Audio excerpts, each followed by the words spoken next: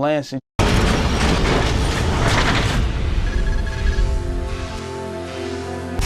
All right, Octavian Davis, how you doing? I'm doing good, man. Feeling good.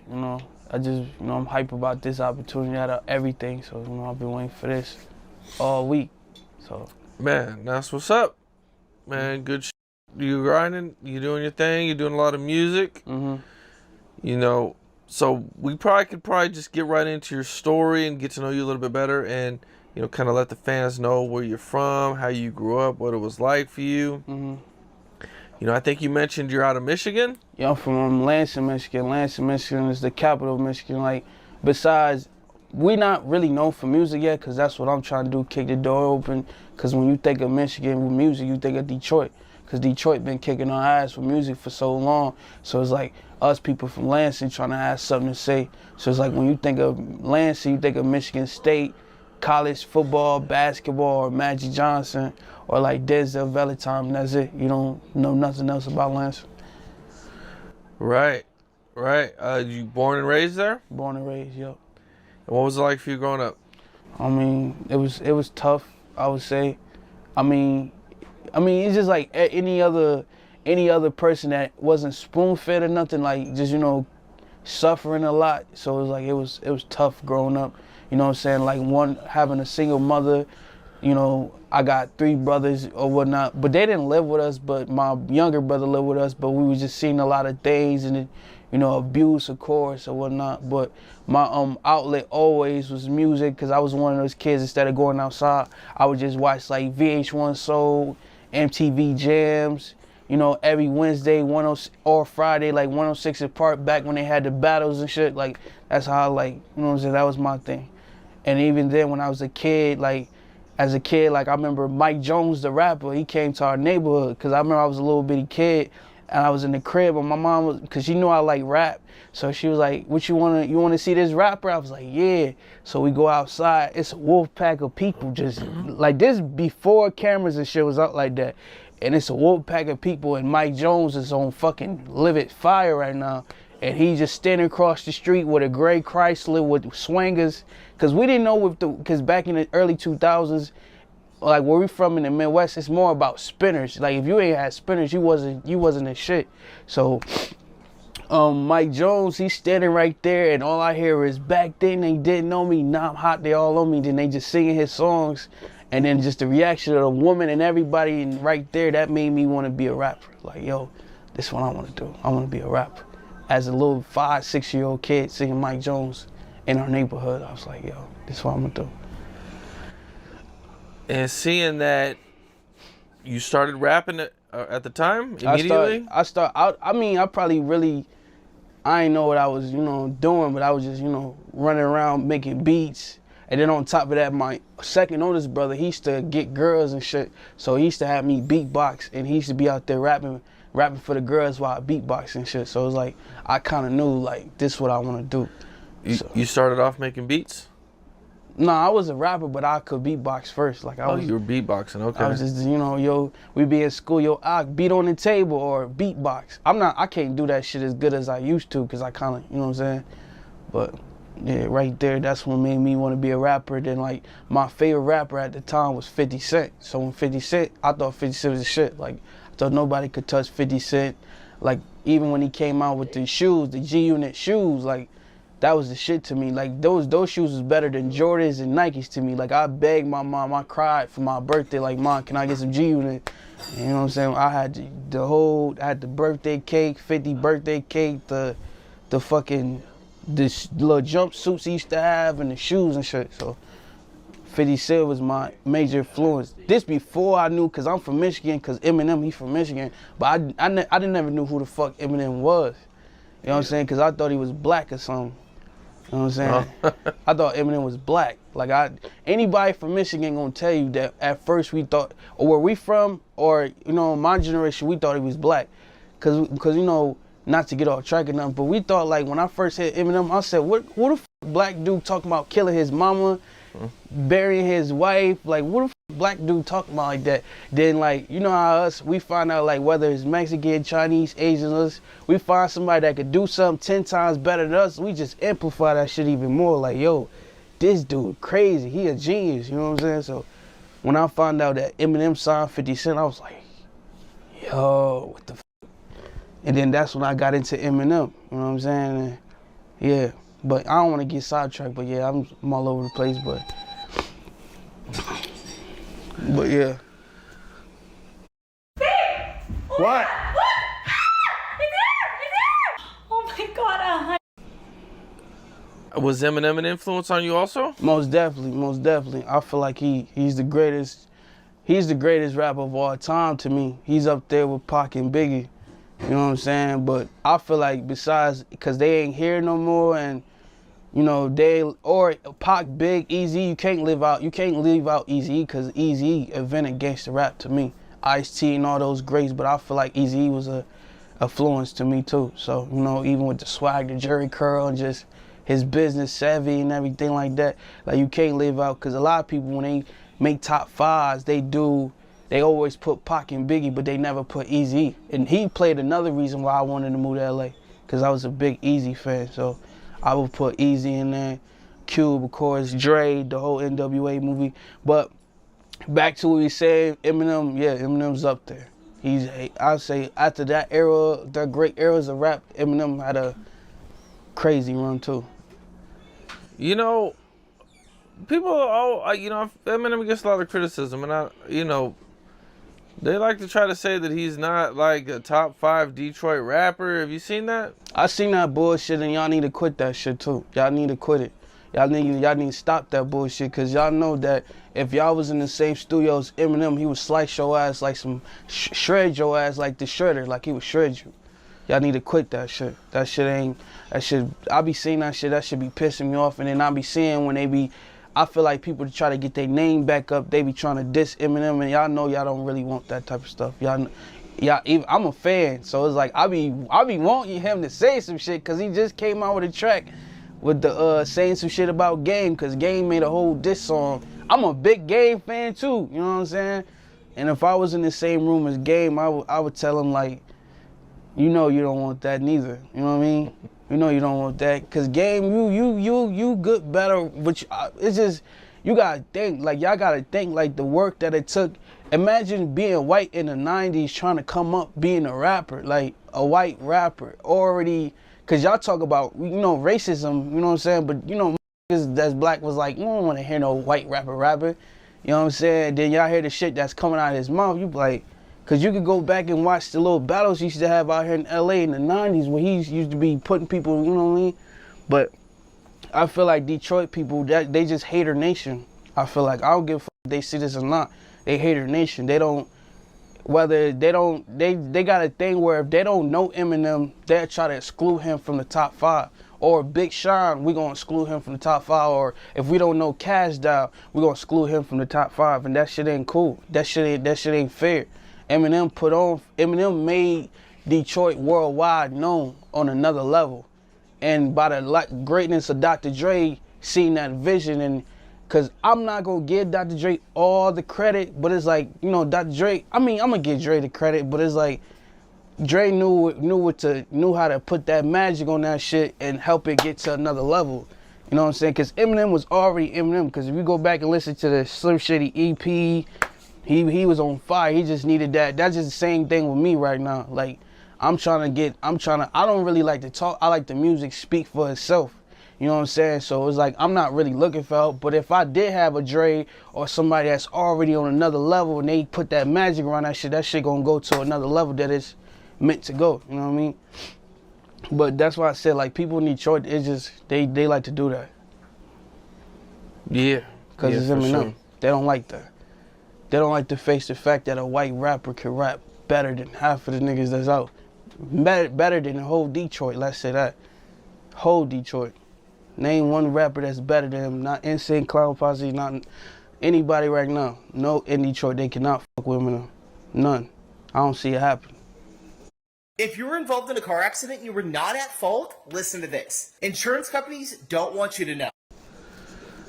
Well, let's get back into you growing up a little bit. Yeah. We kind of got sidetracked real quick. So, you're doing music. What's your family life like? What's your home life? I lived with my mom until I was like 11.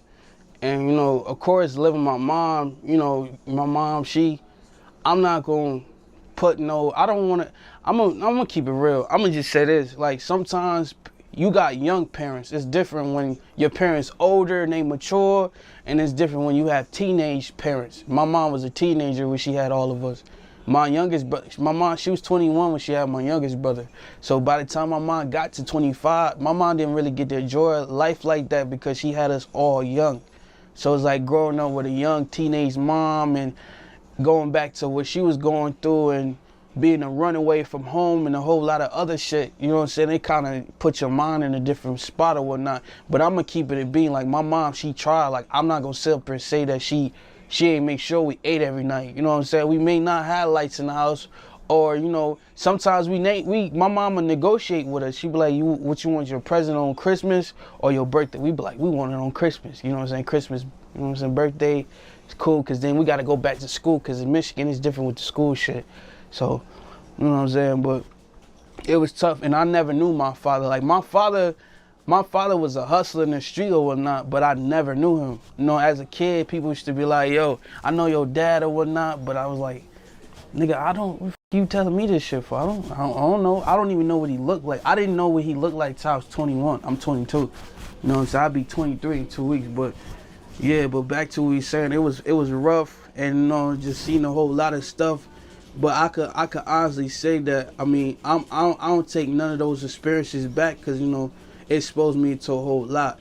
So, like, when I have kids, I know, because that's why I'm grinding now. So they ain't got to see none of that shit, you know what I'm saying? Be exposed to none of that, because, you know, you probably was exposed to stuff like that, or a lot of people that's grown up, but I don't know everybody's situation, but people that coming up like me, a single parent household, and then just stuff just be happening. Like, you know, I thank God that, because my mom didn't hide none of it from us, you know what I'm saying? We was just exposed to a whole lot. So it is what it was, but, you know what I'm saying? And even though I was going through a lot, music was always my escape. I was the kid that, like I said, I used to just go to the TV, or I'd get a radio, and I used to steal her little CDs that, because, you know, you're not supposed to be listening to cuss words, and I used to be stealing the CDs with Easy and Pac, all that shit, you know what I'm saying? So it was rough. And then, you know, when I was 11, I got sent off to foster care, and I thank God for that, because Lord knows what I would have been, because I was so advanced as a young 11-year-old, just because I said I was exposed to a lot. You know what I'm saying? By the grace of God, my foster parents, they was into the church, and, you know, they taught us values like, you know what I'm saying, I hate a liar, I hate a thief, you know what I'm saying? Whenever something happened in your life, it's your fault, because they teaching us as kids, because where I come from, you know, them type of morals and shit like that, nobody was teaching us that. We was just doing shit and getting away with it, because my mom was just, you know, I don't want to get into too much, but on some other shit, but, you know, my foster parents, they taught me, my foster dad, I would say, because I grew up with a father, so he taught me game. He gave me game of life as an 11-year-old, and I just kept that at the rest of my life to now. Like, you know what I'm saying? He taught me that if you work hard for something, you can have anything. Because they live on the side of town in Lansing called Waverly. And if you live on Waverly, everybody know Lansing. If you live on the nice part, Waverly's considered a nice part of town. So if you live on Waverly, you got a big ass pool in your backyard, we think you got money, like you rich or some shit. They had a like mini pool, golf, all type of shit. So he used to tell us as kids, like, yo, if you work hard, you can have this shit too. You know what I'm saying? And just being exposed to a lot of good stuff, because we exposed to all the bad stuff. So they showed us the good side. But we was with them for like, I would say 2 years, and then they didn't want to be foster parents no more. So me and my youngest brother went off to a facility, and we was there for a year. We was going through adoption, and, you know, and like I said, because family say, and that's another thing, like with just in general, like family say they love you and shit until you get in a situation where, you know, we up for adoption. We asking everybody that you could think of in our family to take us. Ain't nobody wanted to take us, not one fucking person. And they can sit up there try to take credit now that I'm grown and I'm starting to buzz and shit, but they ain't want to take us. It's just like, you know what I'm saying, like, we asking everybody, you know what I'm saying, till they found out that it was some money involved. Of course I'm going to take my grandkids, because there's money involved with them, you know what I'm saying. And then we went to go stay with our grandmother, and then that didn't really last too long. I don't want to get into that. And then we went on to a spot in Flint, I think this was, no, yeah, we went to a spot of Flint. It was this dude named Mr. Gary, because I always been around music. So Mr. Gary, he was like a piano teacher. So it was like whenever I used to get in trouble and shit in school, he used to take me to his piano recitals, because I used to hate that shit. I mean, now it's like I produce or whatnot, so I'm trying to learn. But you know what I'm saying? But he used to take me to his piano recitals or whatnot, and then shit like that. We was with him for like a couple of months, and then we went to another family called the Surskis. I was just fucking up. I was just doing a whole lot of stupid shit, and then that was like, your fate is mine. Okay, go for it.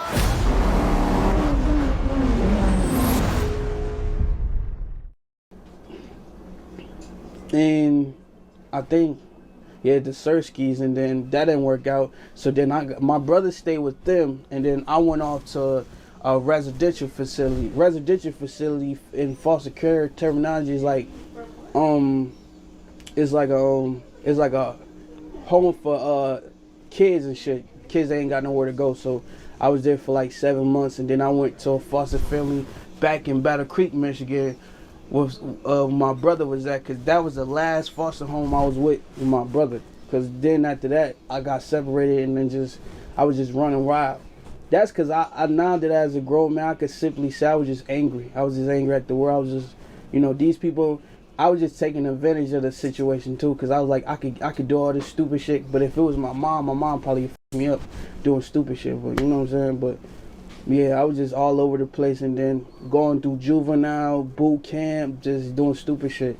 And I think my last stint, I was like 16, and then that's when I realized, like, yo, I'm just doing all this stupid shit, and ain't nothing coming out of it. You know what I'm saying? Just I'm wasting my time. If I keep doing stupid shit, I'm gonna f*** around and end up in jail or something. And then that's when I really, like, 16, that's when I took rap serious. Like, I remember I was in a room somewhere, and I just found a piece of paper. I just started rapping.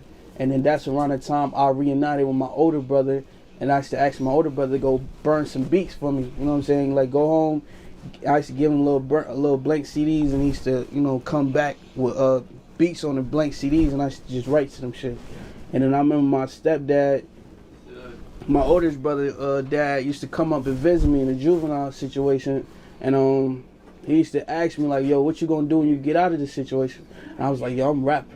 I'm either gonna play basketball, or I'm gonna rap. But I knew basketball was I knew rap was the thing. I knew basketball was just some other shit, you know what I'm saying? But I knew I was gonna rap. And then I remember I just got released, and then it's just, my cousin Dede, he was rapping too. So he was the first person that took me to the studio, teach me how to write hooks, teach me how to do all that shit. And then since then, I just been doing my thing. What was high school like for you? I ain't even get to enjoy high school because, like I said, I was getting in trouble. I think I didn't even get to the other foster homes. Like, even one of the foster homes, I went to high school for like the first high school I went to was like in Bellevue High School. I went there for like 2 months, got in trouble at that foster home. Went to another little facility, Children's Village. I went there, and then I didn't even get to my freshman, sophomore year. I was just, I was online school type shit. I was in online, so I didn't get back into public school till like junior year, senior year. I graduated though. And that's something that I'm still proud of. Like, at the time, I didn't give a fuck about school because I didn't like it, because I was just focused on music. I used to skip class. Like, I missed prom. When they had prom, I was in the studio. When they had their little pep rallies, I used to skip to go to the studio. My cousin Dede used to be like, yo, you trying to go to the studio? I'm like, hell yeah. We should just skip you know what I'm saying? Go to Quality Dairy, get us some donuts and shit, and just go right to the studio. You know what I'm saying? And just, did a whole lot. But yeah, I didn't really like high school like that. High school, I feel like elementary school and middle school, they care about you. They on your ass. They in your face. They give you all the undivided attention. But once you get to high school, they don't. You on your own with that shit. And then it's a popularity contest. It's about what kid I know the most, what kid I like the most. You know what I'm saying? But because I went to school with a lot of niggas that's bums now, because they was the shit in high school. You know what 50 Cent said? He said, back then, homie, in high school, you was the man, homie. What the fuck happened? That shit is true. Because it's like a lot of people in high school, they think they, You know what I'm saying? They think they're the shit, and then, you know, look at them now. They not the same people they was in high school. You know what I'm saying? They bums, they on some other shit. You know what I'm saying? But I knew I was going to be in this position even back when I was 18, because I remember my high school teacher was like, Miss Martha, I hope she see this one day, because, you know, I'm going to tell her that I made it in rap. You know what I'm saying? So I remember I was talking to her, and she was like, what you want to do when you graduate high school? I said, I want to be a rapper. This is me at 18. I'm telling her I want to be a rapper. You know what I'm saying? What if that don't work? You know what I'm saying? What if I'm telling her I'm going to be a DJ? What if that don't work? I'm going to be an engineer, music engineer, just anything around music, because sometimes it's like, sometimes you could try to do your passions, but that's not really never your calling. You know what I'm saying? Because there was times I ran for music, and I just kept finding myself writing raps, just finding myself being around studios, shit like that. So it was like I knew this is what I was supposed to do. Even if I ain't touching the mic, just to be around shit like this, just, you know what I'm saying? Because I came all the way from L.A. I came from Michigan to L.A. to, you know what I'm saying, pursue my career. So, you know what I'm saying? I feel like this is my calling. And it's like I want to use my platform to inspire others. But back to what you were saying, yeah, high school, I didn't like it at all. I hated school. I learned more on the street than in school. Like, I was already living, like, life started early for me when I moved with my stepdad. Because my stepdad was already working night shift, so I had to teach myself how to cook, do X, Y, Z. I was already, you know, just running the streets with my cousin, going to the studio, all type of shit. So my life started already. So I learned more in the street than in school. I never learned shit in school. I ain't learned nothing at all. I can't even tell you. I wasn't good at algebra. Like, I know how to count, and, you know, I got common sense and whatnot, but I never had the passion for school. I ain't gonna lie, I almost went to college, though. I was gonna go to college for music business, but, you know, I was just too lazy to go fucking take them damn placement tests. Sitting there for 30, 40 minutes just on the computer clicking. Cause I gotta, even when I make beats and shit, like, I'm gonna make like 2 or 3 beats and I'm gonna take a break. Cause I don't like to sit in front of the screen all day. Like, you know what I'm saying? Okay, so you graduate from high school, and 2019. and are you in the studio a lot at this point? Is that all you're doing? Do you get a regular job? No, I got a job, yeah. Y'all tell anybody out there, if you're a rapper and you ain't made it yet, get your fucking job. You need some money in your pocket. You know what I'm saying? Work on your credit, shit like that. Shit that I ain't know. See, that's why I said I learned more of this shit in the street than in school. They wasn't teaching us about credit. They wasn't teaching us about motherfucking.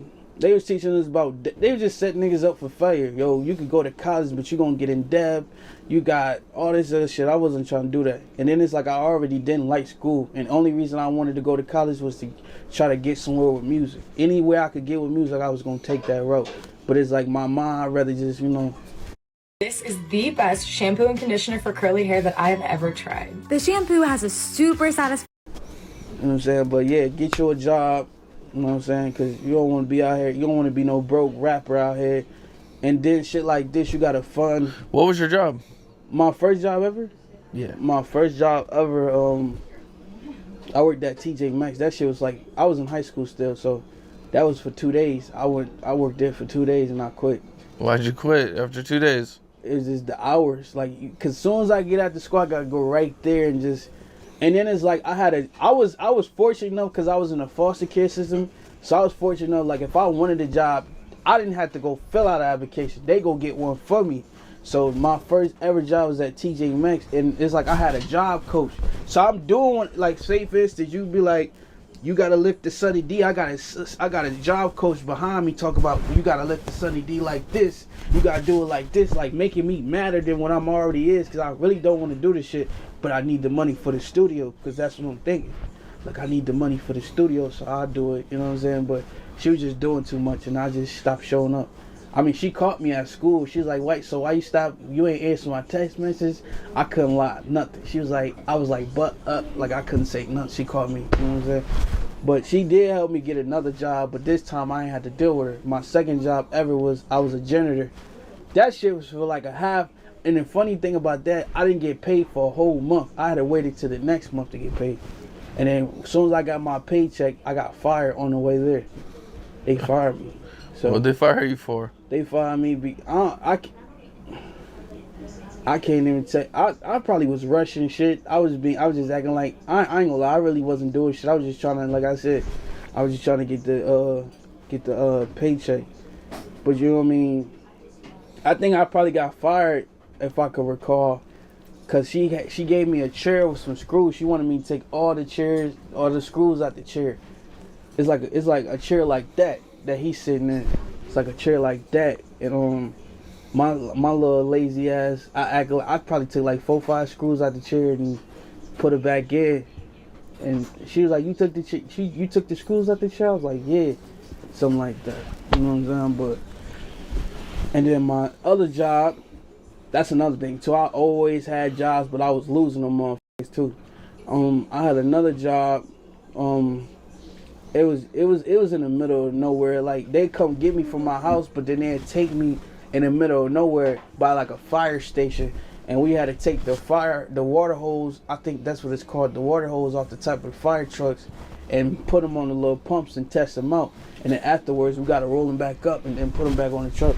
And I remember the dude I walked up to, I asked him, I was like, "So how do I do today?" And he was like, "This job ain't for everybody." I'm not thinking he talking about me, but he was obviously talking about me. Cause then 2 days after that, I worked there for 2 days too. And then I just called in, and then they sent me a text message talking about it wasn't gonna work. So when I got that message talking about it wasn't gonna work, I was like, so when he said that shit about this job wasn't for everybody, he was directly talking about my ass, but I wasn't, you know what I'm saying? And then after that, I got that same time, because I was already gonna quit that job, I went and filled out an application at Five Guys Burgers. That's by Michigan State in Lansing. Anybody know Lansing, Michigan State? That's where, you know, game day. That's where girls and shit was at. Cause that's, you know, that's what I was on. I was on the studio and then trying to get girls and shit like that. And I worked there for like a month and a half, and then they started taking my hours. I had 40 hours, 32 hours, then 20 hours, then 19 hours, and then next thing you know, I only had 2 hours on the fucking calendar. So I'm basically gonna sit in the house all week and come to work and work 2 hours, and then, you know what I'm saying, might as well quit. And I was talking to the manager, and he was just like, "You work too slow." But I was like, I come to work every day. Motherfuckers calling in sick, like, you gotta, you know what I'm saying? But that's when I learned that jobs don't give a fuck about you like that. So it's like, I always, you know, you gotta always have an exit plan. I mean, I'm not saying you gotta just, cause entrepreneurship and all that shit ain't for everybody, cause that shit is hard. Cause, you know, I've been doing this. Cause technically I'm an entrepreneur, so I've been doing this shit since 16, and I ain't seen no money, no residuals, no nothing. And it's like, it's not about money for me. It's about the simple fact that I'm doing what I love. So, but back to the job situation. After Five Guys, I quit Five Guys, and then my last job before I left Lansing, Michigan, I worked at 1-800-Hanson, and you just go door to door, knock on people's door and shit. And then, you know, they see a big black dude with a coat on. They look outside the window. I'm like, I ain't opening my door for this motherfucker. Then I gotta say speech to them, because I'm selling windows, like some shit that you clean windows and gutters and shit like that. Just going door to door. And it's cold. In December, it's cold outside in Michigan. It's cold. So we going door to door, and, you know, people looking at us crazy. So that's why, yeah, that was my last job. And then after that, I was at that time I was homeless too. I kept getting kicked out the crib for stupid shit. Cause, you know, like when you in high school, you know, I could get away with certain shit, but I wasn't getting away with certain shit. My stepdad was treating me like a grown man. Every time I did something, that nigga kicked me out the crib. But I would give credit to my stepbrother Detrice. My brother Detrice, he used to get on my ass because he knew I was talented. He's like, "Nigga, you talk all this rap shit, but you ain't outside at these performances. You ain't doing none of that shit. You just, you know what I'm saying, you doing bullshit." Because I make beats and, you know, I do the recording and everything. But he was the one really telling me, you know, you need to get the fuck up out of here, because ain't nobody gonna make it from Lansing being the Lansing. You need to get up out of here. You know what I'm saying? So, yeah, that was 1-800. 1-800 was my last job, and then my stepdad, he drove me to Battle Creek, and I went to go stay with my mom, and then I stayed with her for like 3 years, and, you know, that's what shit really.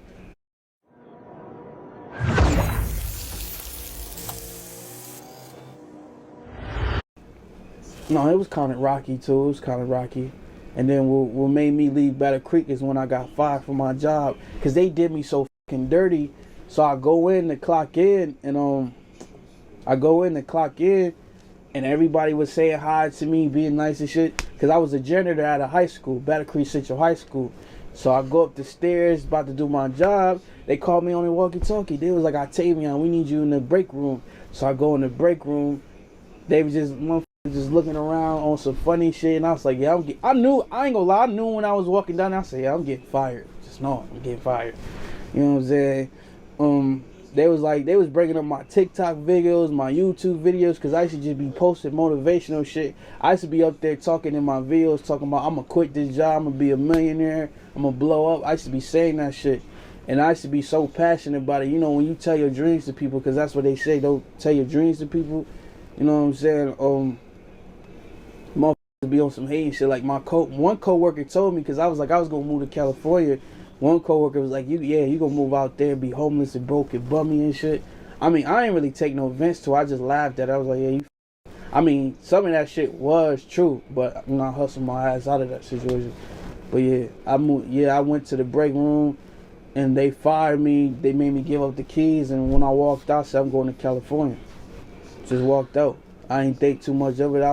I kept saying California, and the more I got scared, the more I thought, I was like, yeah, that's where I'm supposed to be at. The more I got scared about going, the more I knew, yeah, I got to get the f*** out of here. So when I walked out that job, I went home, I told my stepdad, because my mom married and shit. So I told my stepdad, he was cool as hell. I told him, like, yo, I'm going to California. Gave him a couple dollars. I was like, yo, I'm going to California. He said, son, I support you. He said, how your mom gonna feel about that?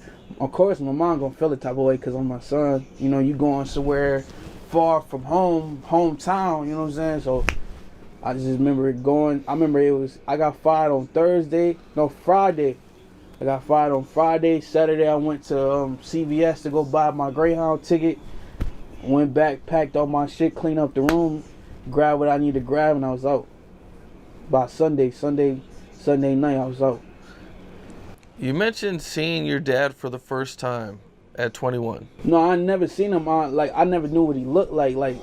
Cause you know, I used to ask my mom as a kid, and my mom used to get angry or whatnot. You know what I'm saying? But I'm thinking, cause you know, sometimes some mothers can be bitter. You know what I'm saying? I'm thinking my mom bitter, so it's like, you know, the shit she's saying, I'm thinking she's just talking. So then, like, my father, he's doing life in prison right now. So he got 2 daughters, and I talked to one of them, my sister Nikki, and she told me the same shit that my mom be saying. So I was like, oh, that shit true, cause my mom didn't want me around him, cause he was just crazy, bad influence or whatnot.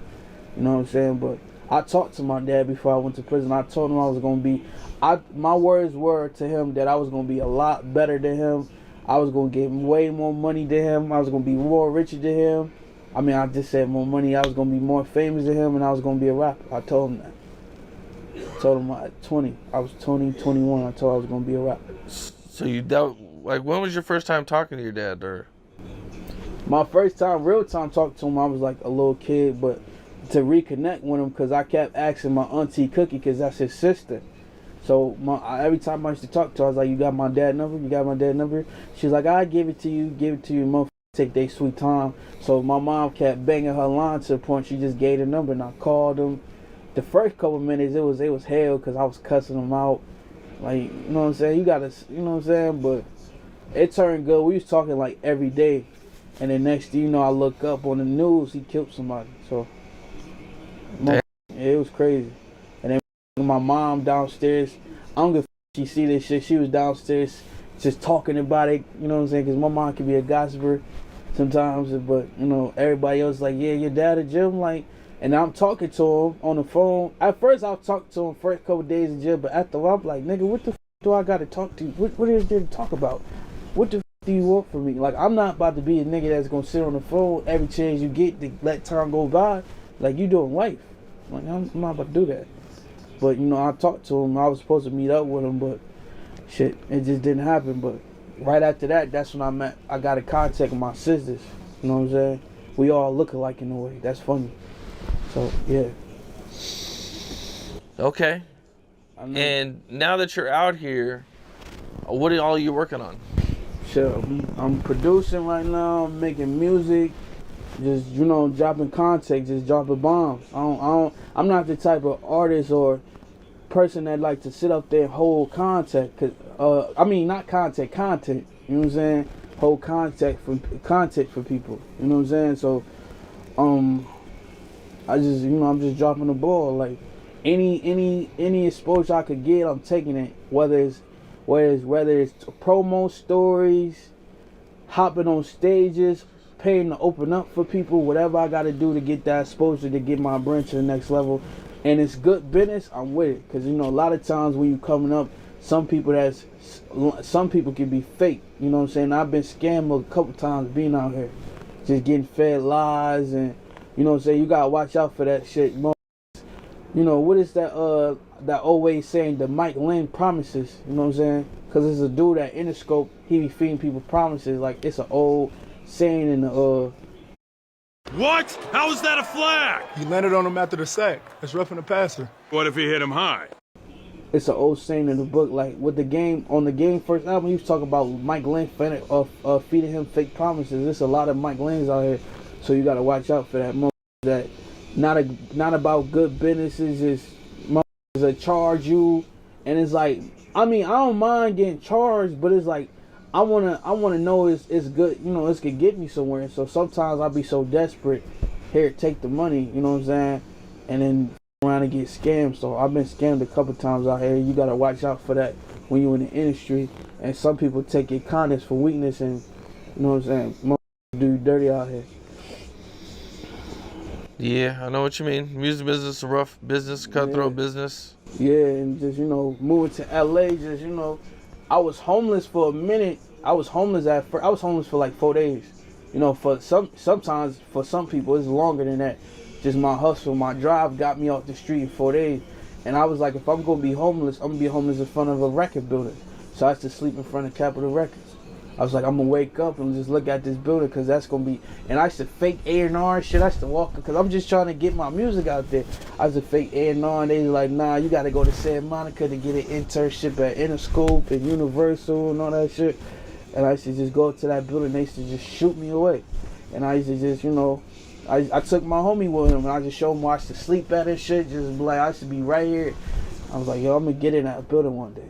They gonna know my name, and I'm gonna do the same. I'm not gonna do the same shit. I wouldn't know, you know what I'm saying? But I know I'm gonna be as long as I keep hustling, because I know the last couple years wasn't my year, but I know next year gonna be my year for sure. And then 2025, everything gonna take off.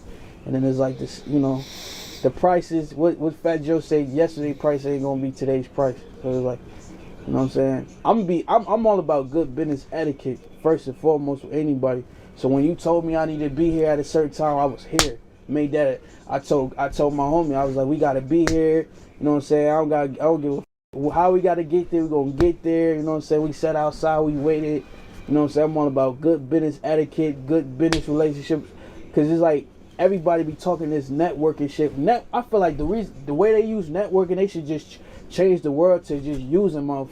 Like, they just trying to use motherfuckers come up networking, and it ain't networking and having good business etiquette and good, because it's like the way they say building relationships, they try to make that shit sound like a piece of cake. A lot of times motherfuckers using that to just to use motherfuckers they can, because the loyalty ain't never there, especially in this game. Ain't no loyalty in this game, because they got money. When you on, it's like one day you could be on top of the game and it's like they love you, but it's like as soon as that money and that fame go away, them same motherfuckers just turn me back. So it's like, I learned that about the music industry. You know what I'm saying? I've been rapping a long time, so yeah, there's no loyalty. Just weird in this game. But you just gotta keep your good sense, your good morals, and your good business etiquette, and I feel like it's gonna get you a long way. You know what I'm saying? And real recognize real, because it's like people say they real, because when you say you real, sometimes it come out they fake. But it's like, I don't give a about people judging me. I don't care about none of that.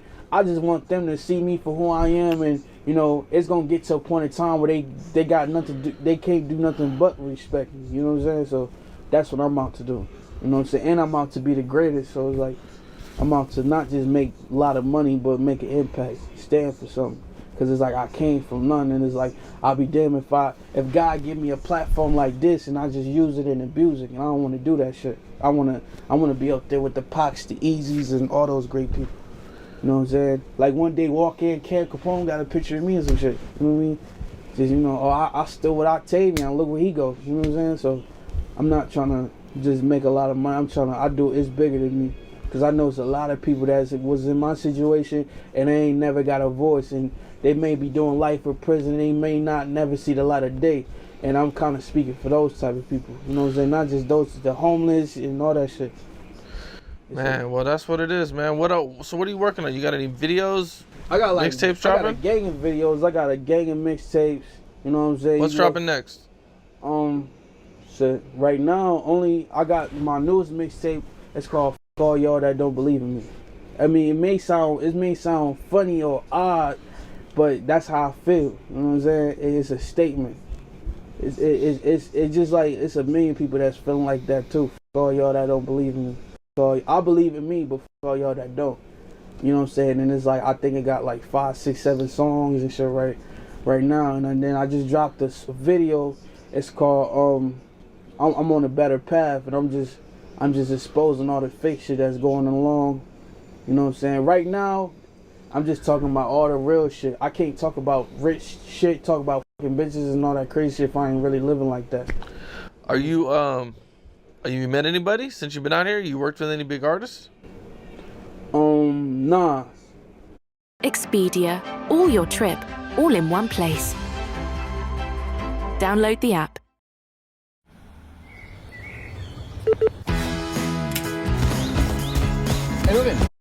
I tried to. I think, who is it? Nah, I don't want to say his name. I don't want to do that. I don't want to take it there. I feel like, when I first came out here, because I know he going to see the game because he be doing shit with the independent artists. But me, I'm a businessman first. So it's like, he came, what's the last album? He came out, Drillmatic. Before Drillmatic, he was charging people like $5,000 a verse or some shit. You know what I'm saying? I was like, all right, cool, that's nice. I feel like most people that get upset at prices, even when you charge me, you know what I'm saying? I was like, shit, nigga, I need that. I take that, you know what I'm saying? Like even if the game is like, I need like 40,000, I'm a final. If you really want something, you gonna go the extra mile to get that shit, to get you what you trying to go. Cause I'm always about growth. So, Game, he charged me like 5,000, and then when Drillmatic came out, he upped the price to 10,000. Cause I already knew that was gonna happen. I was like, yeah, when this album come out, that nigga gonna up the price. But nah, I ain't never worked with nobody yet. Did you get the verse? Nah, I didn't have the money at the time. Oh, damn. I'm learning about that too. I'm learning about budgets. It took me I used to get upset too. I used to be one of them niggas that get upset. Yo, man, I'm like, these niggas trying to charge high, but I didn't understand it. I reached out to G Herbo. He was charging a hell of a lot. All these big artists. But, I feel like just right now, I'm going to just get my buzz up. And then, that's all I got to do. Just stay consistent. I feel like motherfuckers see my shit. They just don't want to support it. It's all good, But I want to make great music, quality over quantity all day. Not quantity over quality, because a lot of they just dropping shit just cause. But, I feel like the next year and the year after that, until I say it so, I feel like I'm going to stand, out from the better the rest of the artists or whatnot. But, yeah, I'm just steady. I'm going to keep on loading the clip. Just keep dropping shit. I don't plan on stopping them time soon. Well, that's what it is, man. Appreciate you coming through. Yeah. Knocking the interview out, man. I know you got a lot going on. Big future. Gotta shout some people out real quick. Yeah, for sure. Shout out to my homeboy D-World. Shout out to my uncle Ro for show in Lansing. Shout out to my cousin El Weezy. He's doing this thing with music. My homeboy Money Fredo. He doing this thing with music. Tony P, everybody in Lansing doing their thing, because we about to put this city on the map. Bring it back home for the one time. And shout out to anybody that's out there hustling. Chase your dreams. What everybody else gotta say. Put your money with your mouth is and just grind, put the work in. And shout out to Capone for putting me on his platform. I appreciate it. Well, that's what it is, man. Sure. Right. What's up? This is Cam Capone. We got more content like this coming soon. So hit that like button, subscribe, and stay locked in to Cam Capone News.